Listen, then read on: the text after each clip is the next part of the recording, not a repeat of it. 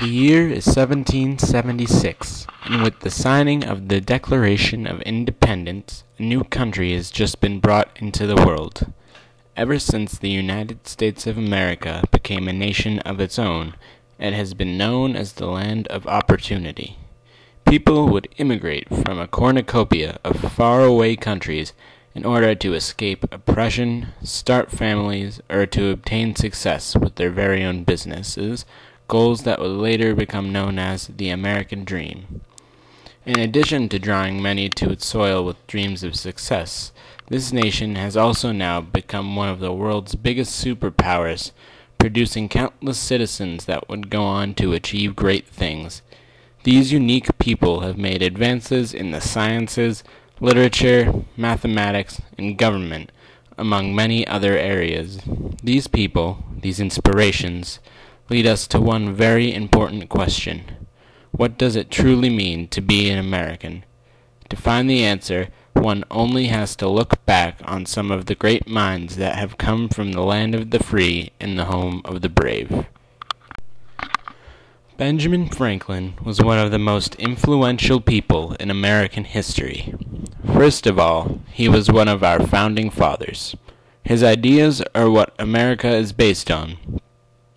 He was on a committee of 5 that drafted the Declaration of Independence, and obviously was then one of the people to sign it. After America became a country, Franklin became the country's first ambassador to France, and soon after that he became an abolitionist, freeing his 2 slaves from duty. He even was one of the delegates to attend the Constitutional Convention. Ben Franklin was more than a politician too. He was also a renowned inventor and scientist. Some of his more famous inventions include such strides as the lightning rod, the stove, and bifocals.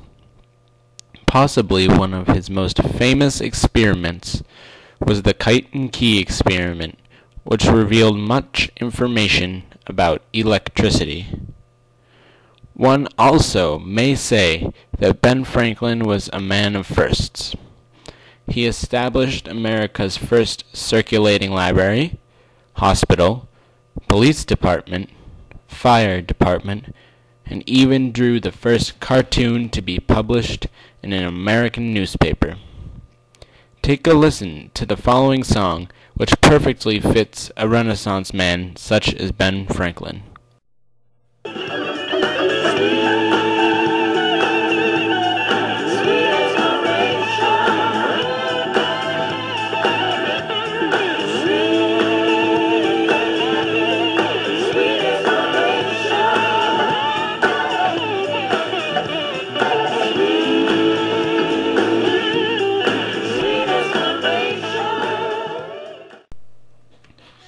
Frederick Douglass was one of the most influential abolitionists and public speakers to ever walk on American soil.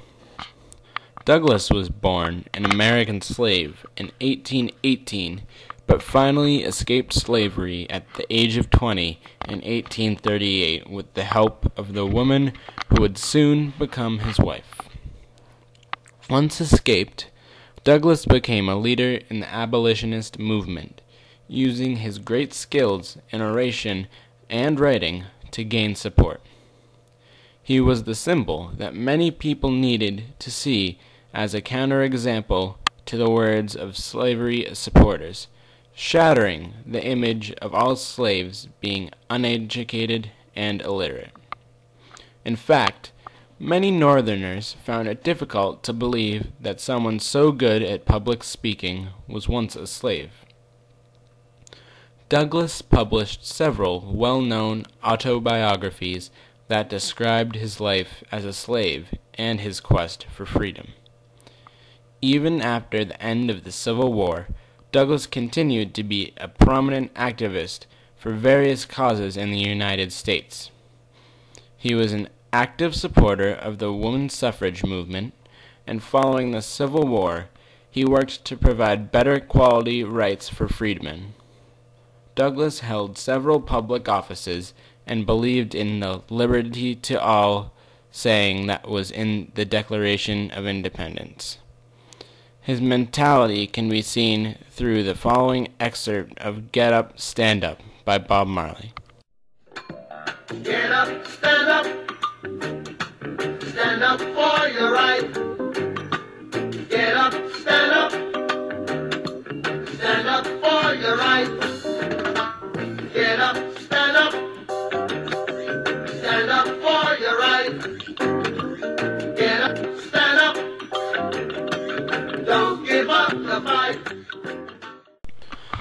Perhaps one of the most influential Americans of all time is the man many people's minds jump to at the mention of the words president: Abraham Lincoln.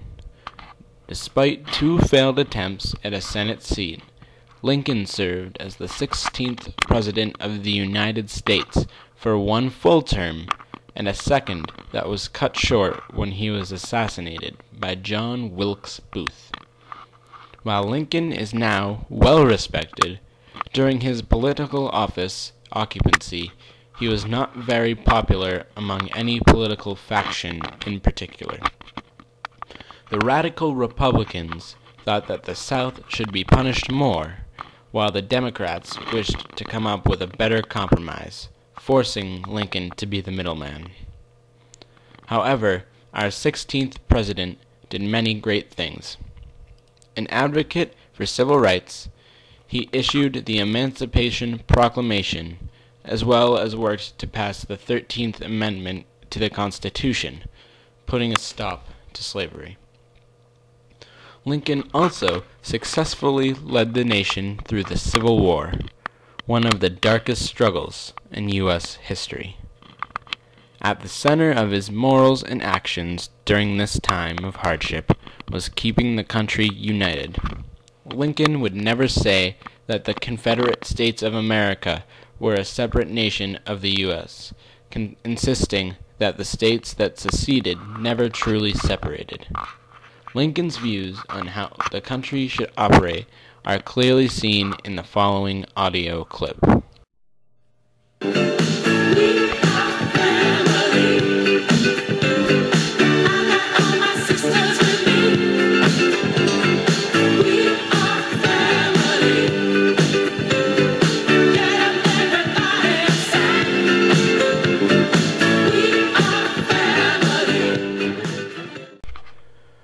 A more modern example of a true-to-heart American may be one of the richest people to have ever lived, Andrew Carnegie.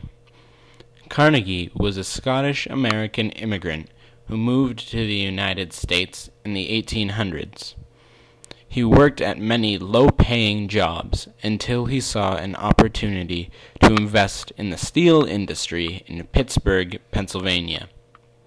He began his own company, Carnegie Steel Company, which quickly became a successful company and merged with others to become U.S. Steel.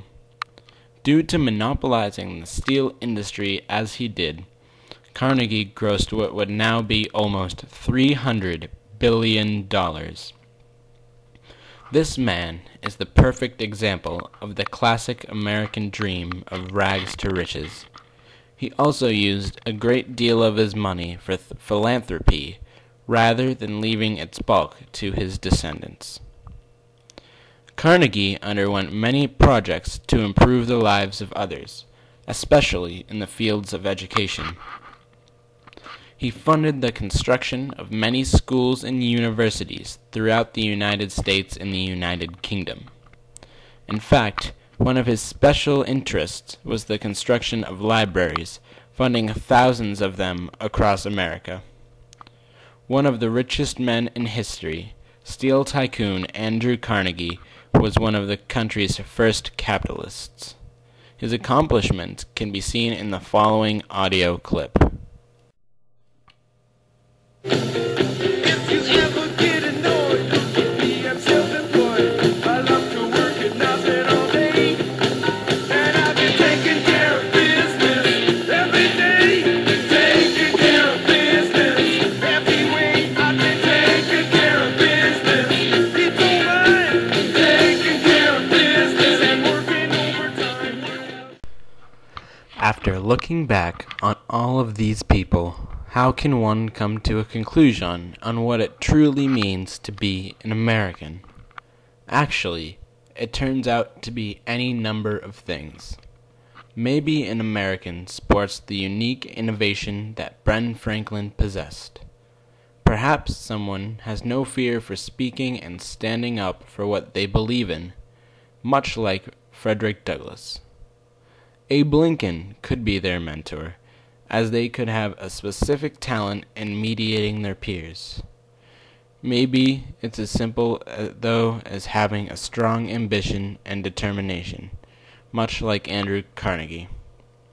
In the end, being a true American simply means contributing your best qualities to the melting pot, as the great men and women to precede us have done since 1776.